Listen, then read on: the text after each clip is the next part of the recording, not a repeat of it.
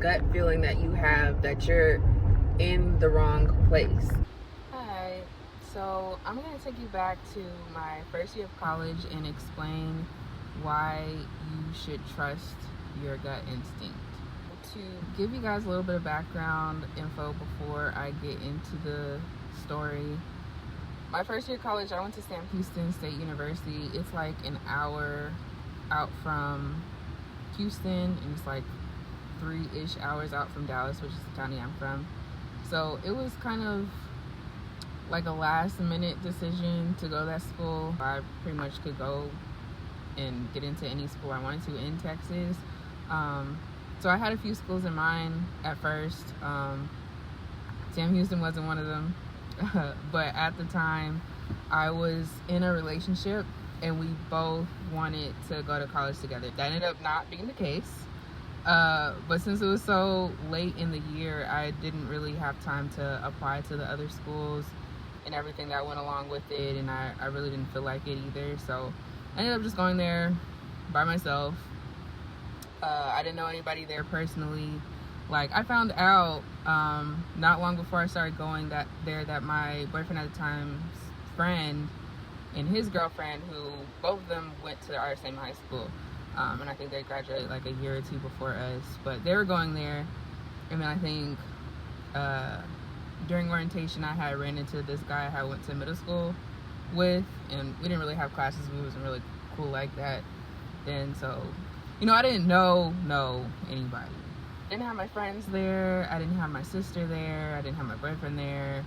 And then one of my good guy friends was also supposed to be going to that school, and I found out at the last minute he wasn't going there either. So basically I was there by myself. So my first year, I'm going to school for art, and I'm part of the WASH program, which it's like this workshop. So mainly art studio, but then you have like this history class that goes along with it. And so what I'm saying, I'm going there for art, taking in the college experience, enjoying my freedom, surrounding myself with people who I don't know but I'm familiar with because we have classes together, or I see them around, or they stay in my dorms, things like that. So I'm at this unfamiliar big campus, getting acquainted with people I have classes with. One of those people I kind of had bad vibes about from the jump, but I kind of keep it at the back of my mind for the most part. Like, she doesn't overtly do anything directed to me, and she does nice gestures. Like, she knows I don't have a car, so she offers to take me to class, drop me off. We get lunch together on some days. Me, her, and this other girl who we were also hanging out with because we had class together. We go to the store from time to time to get whatever we need for an upcoming project, things like that, which I very much appreciate. So I second guess myself about why I have bad vibes when it comes to her, but at the same time, there's a lot of negativity with that, like talking shit about other people a lot, being down on herself, like very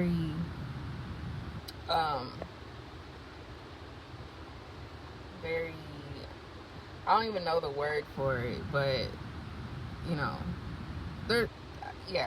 I can't think of a word for it right now. But anyway, we start getting acquainted because one, we both have the same class, and two, we find out we're both from the same county too. Like, the high schools we went to are like 10 minutes apart, unknowingly.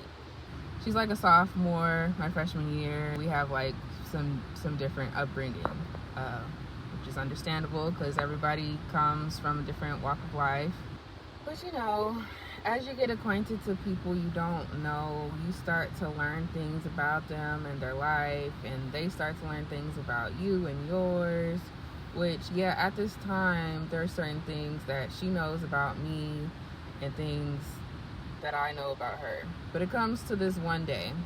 So fast forward to, I want to say, like, second semester or towards, like, the end of the first semester, I start working, like, during my second semester. I think it had to be like sometime towards the end of the first. But regardless, it's been a bit of time having classes, you know, working on projects, seeing lunch, things like that before this particular situation happens. So it's one of the days when we have class together, and I'm pretty sure I don't have any other classes during the day. Like all my basics, like my first year of college, they're done because I got my associate's degree before I graduated high school. And so the classes I'm taking now at this point, they're directly towards my degree, which is art. So it's not a lot of classes, I guess, in that first semester to like fill up my schedule. I'm a college freshman going to a school I found about this same year. None of my people are with me.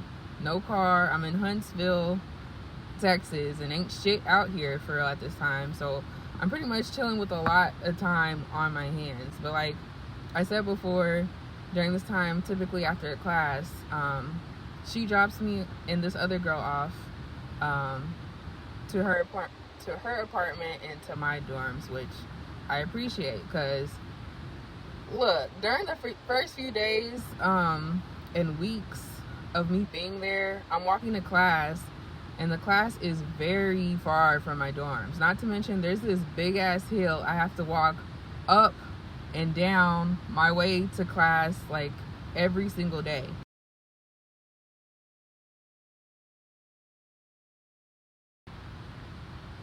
And not to also mention, like, a lot of the days I'm carrying art supplies with me and projects, different days of the week, you know what I'm saying? Different weather conditions. So she's real for this.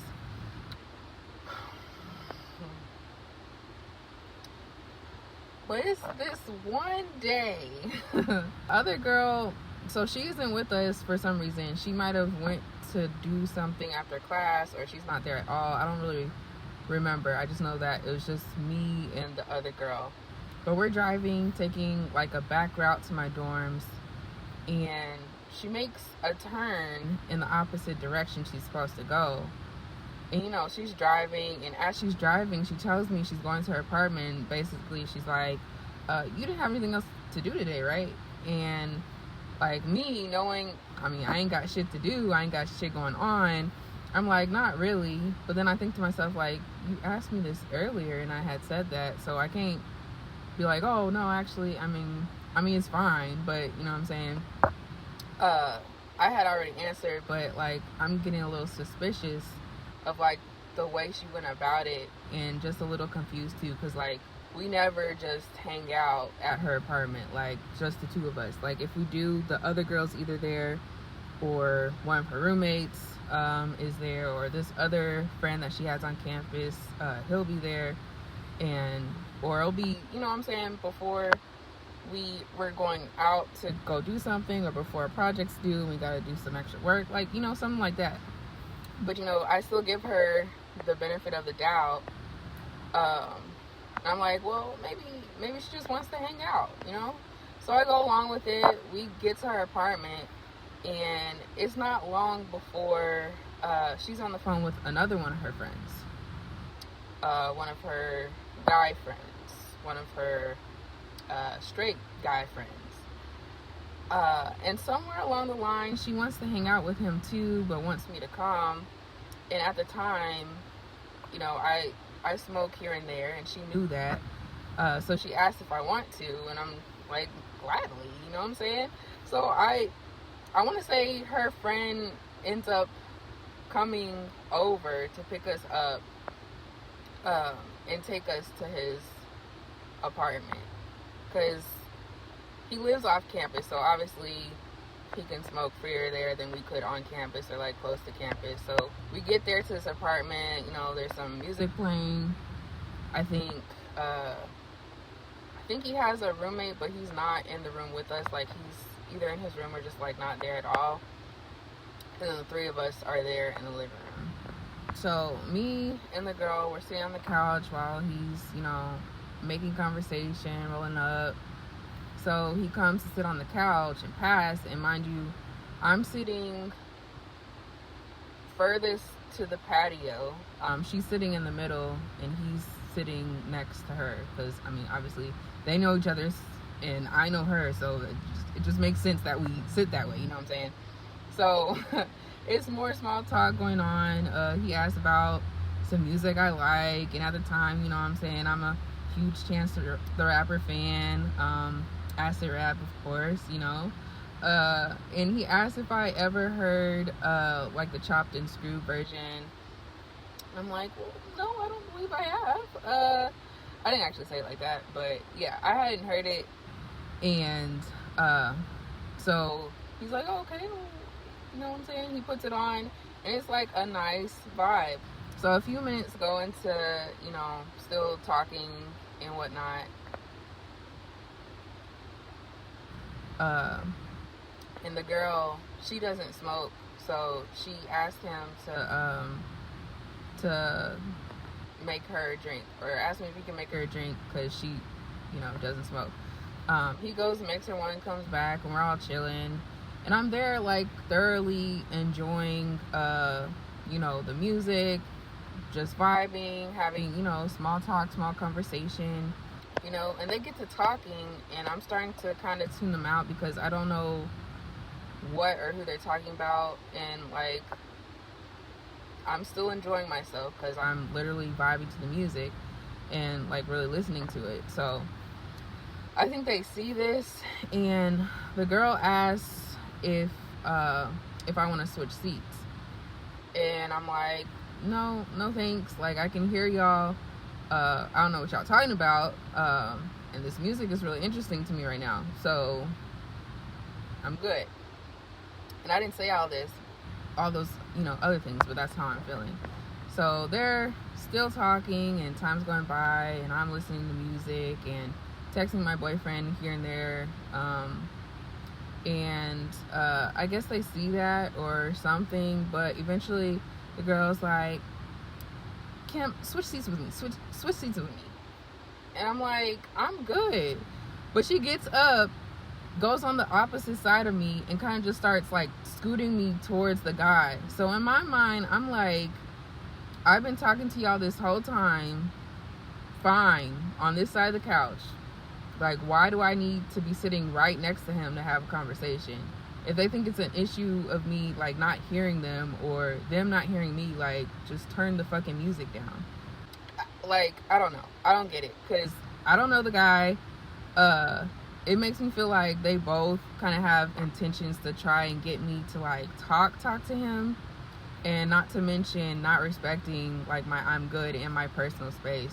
So I kind of instantly get annoyed, but at the same time I'm also high, and still enjoying the music.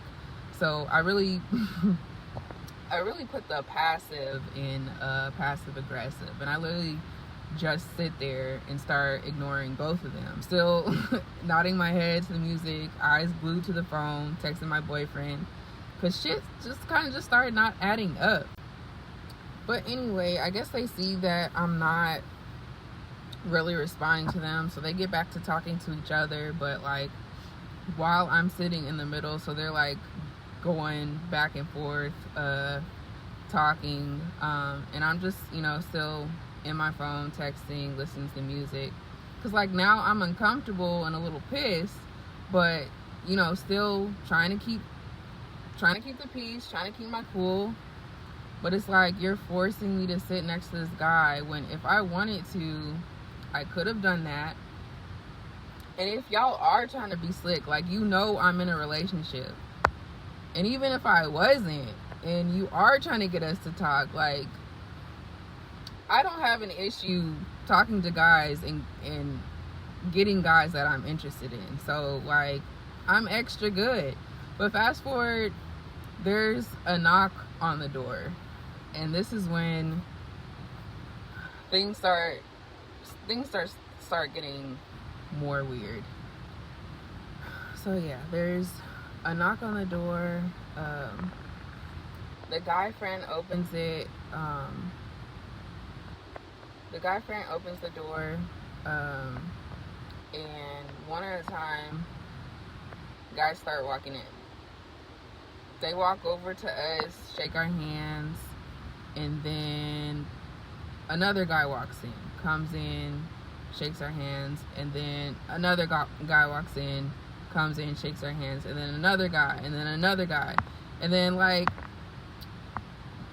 after like the fifth guy, I lose count, and I'm just like, yeah. Yeah, like immediately in my gut, like I have a gut feeling inside, like something's up, it's time to dip. By this time, it's probably about 8 guys in the room, and me and the other girl, and you know, the girl's still sitting next to me, but apparently she's tipsy now. I don't know how much alcohol he put in the drink, but I know she had 2 drinks, and all of a sudden she tells me, oh, I have to go to the bathroom. And I'm just like, the fuck? You think you about to leave me out here with all these random niggas? You got me fucked up. And I'm thinking all this because, like, one, everything's happening so fast, like back to back, and I'm trying to keep my cool, keep myself composed, not cause a scene, and like, you know, try and look as oblivious as possible while also like planning my exit. But like, you know what I'm saying, like it would take a second for 1 or 2 of them to block the door, lock me in.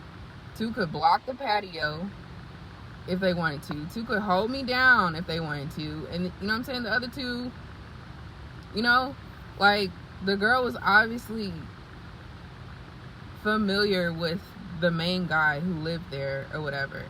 And even if they wasn't trying to set me up or anything, she at least has him to protect her, or you know what I'm saying, feel comfortable enough to go to the bathroom like alone. Like, I don't know either one of them like that, and at this point I don't trust any of them, and I don't want to wait to find out if I really can or not, you know. So as she's getting up, I'm texting my boyfriend. I'm like, call me now. And now was in all caps, like, call me now. And I promise you, it wasn't even a minute after I sent the text, he was calling me. So I'm thanking God in my head, like, okay, at least this plan is working, you know what I'm saying? But like, I'm still trying to be calculated in my next move.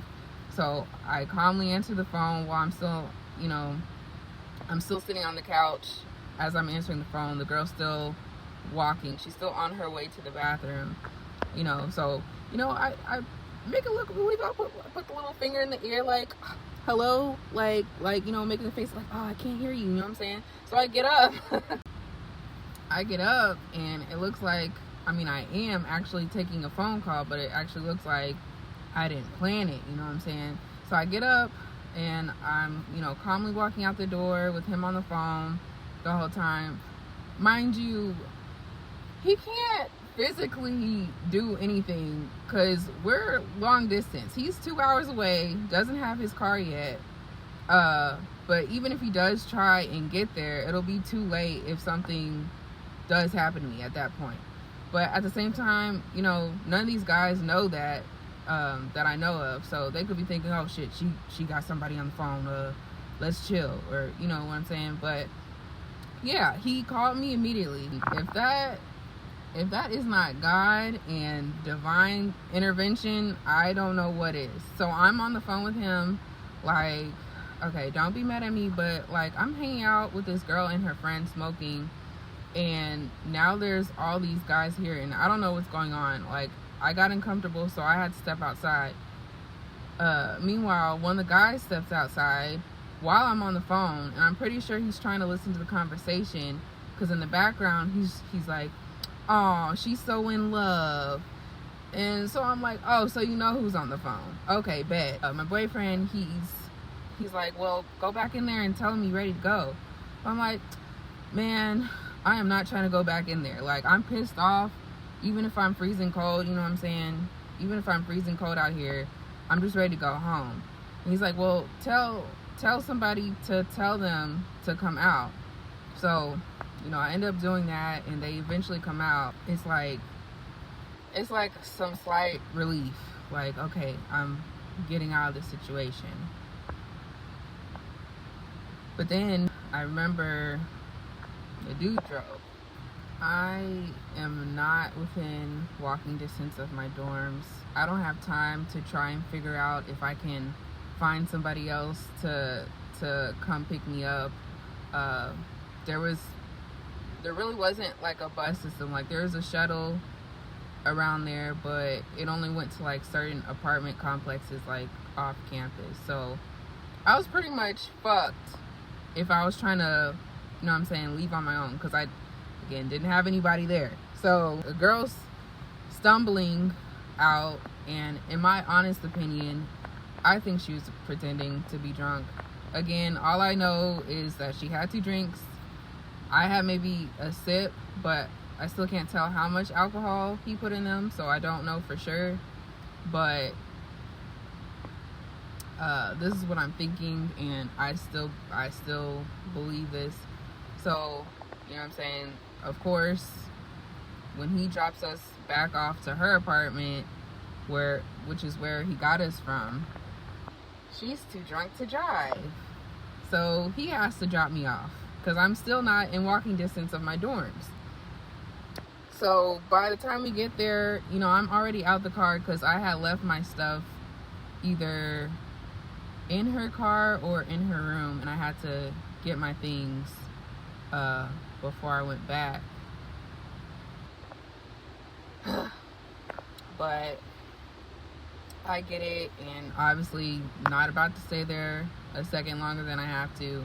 And the guy, he has a drink in his hand, and he's like grabbing some things or something in the front seat, trying to readjust things. And it looked like he tries to act like he's accidentally spilling it in the front seat so I can't sit there. And I'm like, I don't care, I'll literally still sit in the back seat. Like, just take me home. But he ends up dropping me off. I make it home in one piece, unscathed. It's just a side note how I believe that she wasn't drunk. He didn't put anything in her drink. Like, it was probably just like a few hours later, maybe 4 or 5 max after, you know what I'm saying, the situation. I had offered to give the girl gas money because she had, you know, been taking me to and from class. So I had already offered her that, I think that same day. But, you know, a few hours after the situation, after we get back home, she's on the phone calling me, perfectly fine, perfectly sober on the phone. Hey, you still have the gas money? Oh, I can drive over there and come get it. Bitch, you was just drunk. What do you mean, where's the gas money? So that's how I knew, like, I wasn't tripping in that moment. Like, it looked like she was over exaggerating, like, the way she walked, the way she was talking. Like, nobody gets that fucking, I don't know. Some people are lightweights, but it didn't seem like that was the case. Fast forward, I stopped getting rides from her, like, altogether. I started distancing myself. It's like, damn, like, I'm glad I trusted how I felt enough to act on it and get out of there, but, like, I wish I had trusted my gut feelings about everything, like, in general. Like, even if all that other shit hadn't happened, there was no need for us to be hanging out like that. Like, yes, in a way, I was trying to be more open to new friendships since I didn't really have anybody at that school, but, like, I saw the signs ahead of time. I knew the negative energy she brought, but I tried to give her the benefit of the doubt, which in the end was my own fault. But, you know, I was young, dumb, I guess, trying to figure out life on my own. But, you know, you live, you learn. And luckily, I'm a fast learner. So that's a lesson I didn't have to go through more than once. Now, there are some lessons that I've probably had to go through like 5-6 times before I got the message. But this wasn't one of them. And because of that, like, I think it's been more rewarding than I could imagine. Like, the peace that I have, the boundaries that I have, like, man, full transparent moment in hindsight. my own trauma could have been why the whole situation made me so uncomfortable. You know what I'm saying? I'm 19 at the time. Hadn't ever really talked to anyone about being sexually abused as a child. Never really acknowledged it for real. So it's like if I say I don't want to do something and someone tries to make me do it anyway, I get very uncomfortable and I get very defensive, to say the least. And then with all of them in the room at once, randomly, my gut just said, get out. Like, I'm sorry. Like, no, I'm not about to be the only girl in the room with 8 other niggas I don't know while old girl got a tinkle. Like, no. And then also thinking back, like, the whole situation was pretty manipulative. Like, it was. Like, off the bat, there were different power dynamics at play. Like, the one who has the car versus the one who doesn't. The one who's familiar with the school and the one who isn't.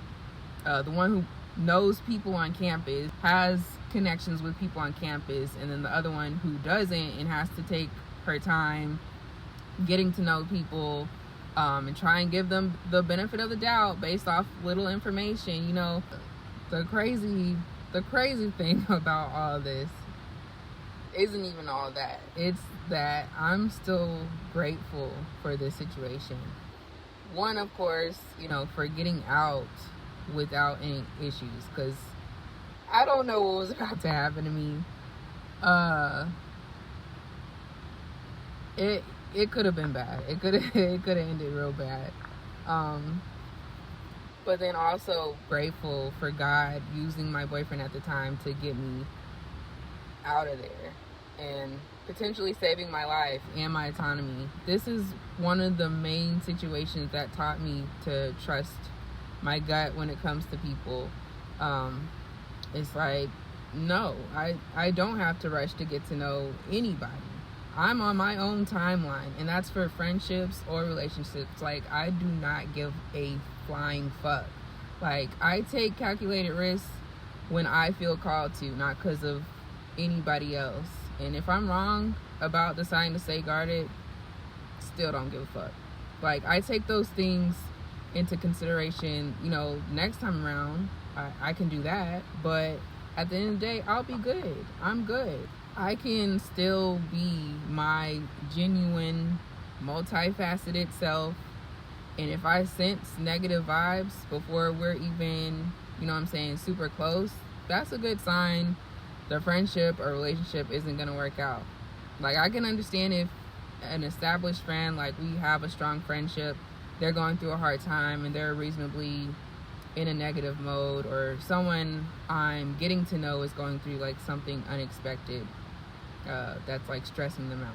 But those are the only exceptions. I don't surround myself with negative people. So yeah, I've become, I don't know, it's like I got like a sensor inside me. So like, this is one of the stepping stones to me wanting to understand myself and heal from my trauma. So the outlook I've gotten from this, and just what I've learned in that first year of college in general, like, that was a huge growth spurt that I wasn't expecting, like, at all. So I am very much thankful for that situation in that year altogether. Like, Sam wasn't a bad school. I liked Sam Houston, but I didn't like being there by myself. Even though I like being by myself, it was just a lot, you know what I'm saying?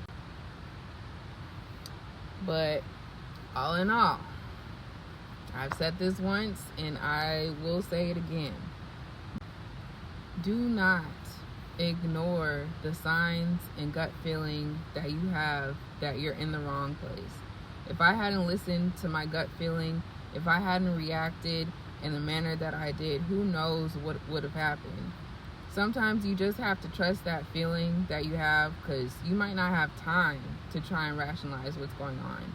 Ignoring it might cause you to get in situations you're not supposed to be in, or stay in situations you're supposed to be getting out of.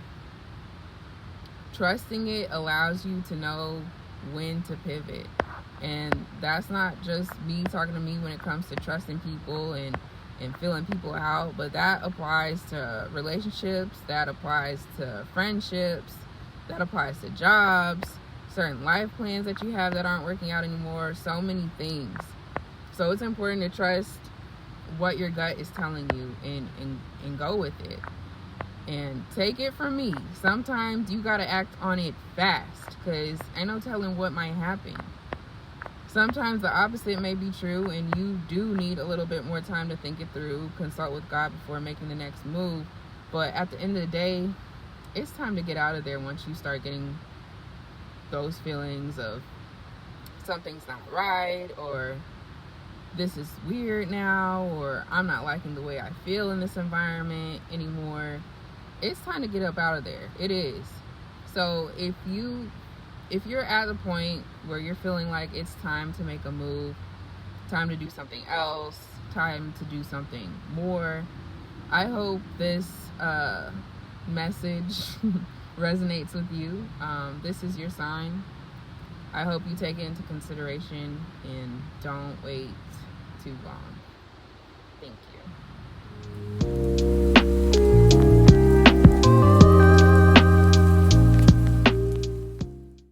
So I hope that